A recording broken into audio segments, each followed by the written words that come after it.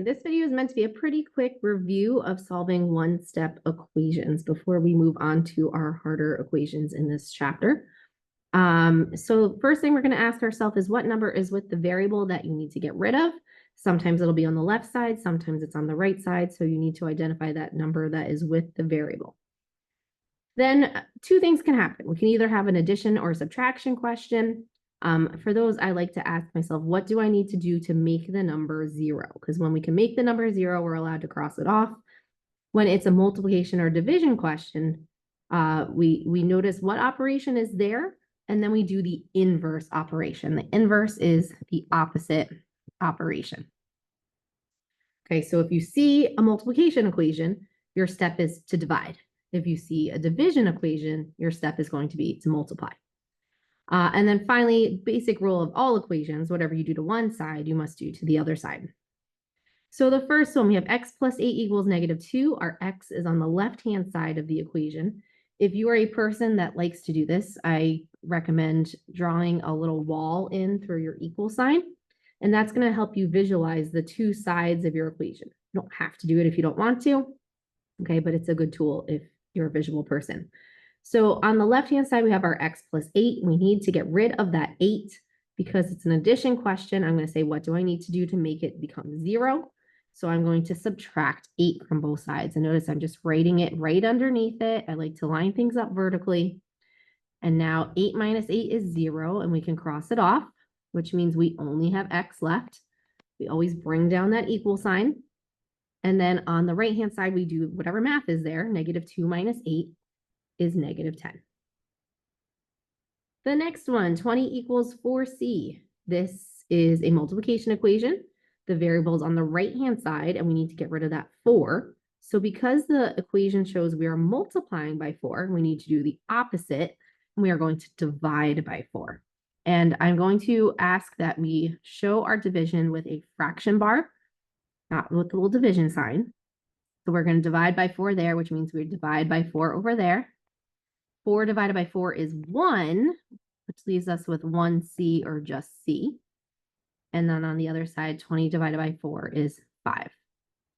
Notice my answer ended up being 5 equals c. That's fine. If you want to rewrite it as c equals 5, you can, but you don't have to.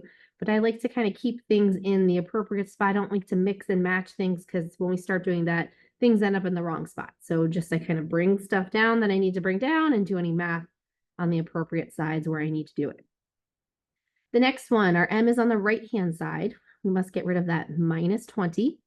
So remember, a -20 is really like a -20. And for this, because it's an addition or subtraction question, I'm asking, what do I need to do to make the number 0?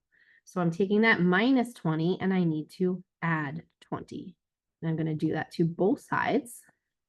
That gets rid of that and leaves us with m. And on the left side, -15 plus 20 is 5. Okay, hope we're doing good so far. The next one I like because it messes everyone up. We have -5 plus d. We have to get rid of that -5 on the left. Okay, we're asking ourselves, what do we have to do to make that number become 0? And in this case, because it's a -5, we would add 5. And -5 plus 5, they are opposites. We add to 0, and we get d equals 3 plus 5, 8. The next one, we're trying to get rid of that 4.2. We see that it's currently being divided. So the opposite is that we need to multiply. So we're going to multiply both sides by 4.2.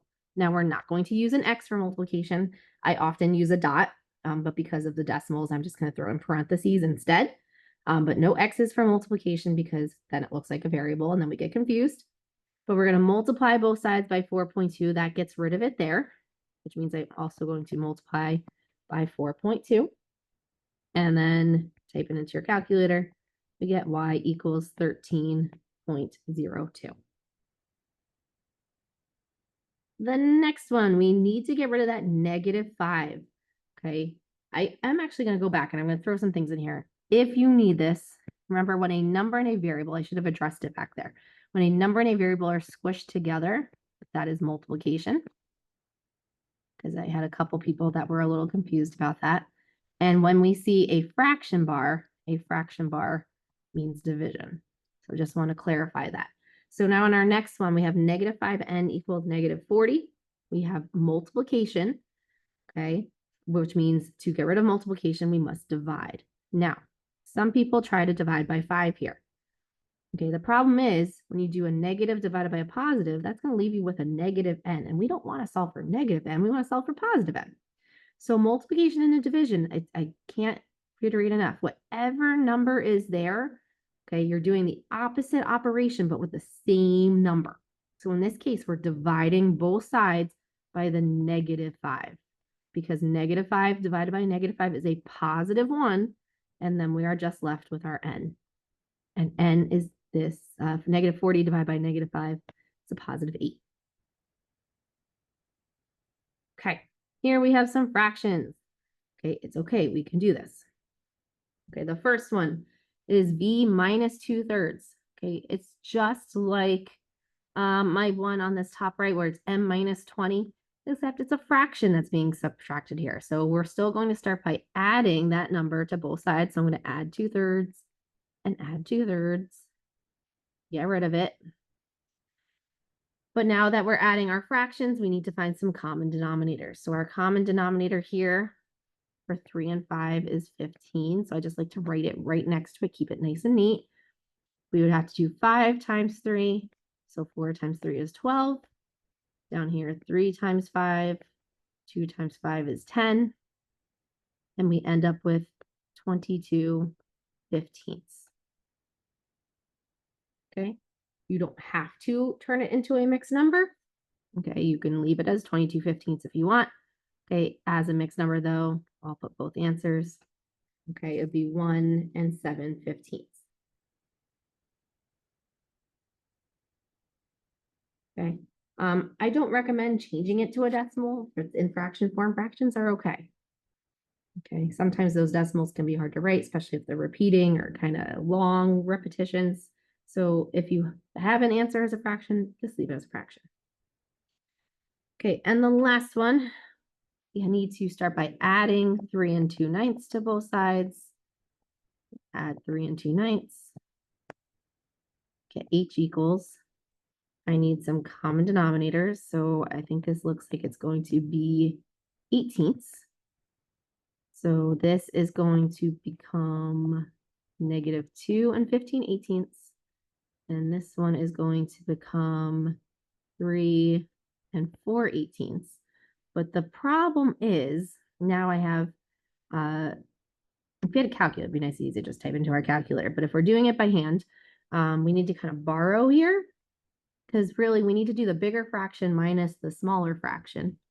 And the bigger fraction would be 3 and 4/18. If I'm ignoring the negatives, I'm just saying bigger absolute value. So really we have to do like 3 and 4/18 minus 2 and 15/18. And I can't do 4/18 minus 15/18. But what we can do is we can borrow from this whole number. And if we take that whole number, we split it up into the 18ths that we want. Okay, a whole would be 18/18. We could add it to the 18/18 that we already had before, which was 4. So this, another way of writing it, as weird as it looks, is 2 and 22/18. And now we are able to subtract and get 7/18 in the end. Once again, some of my classes, I let you guys use a calculator, so that makes it a lot easier. Okay, some of you guys need to show me finding the common denominators and going from there. Okay, but that is how to do one-step equations.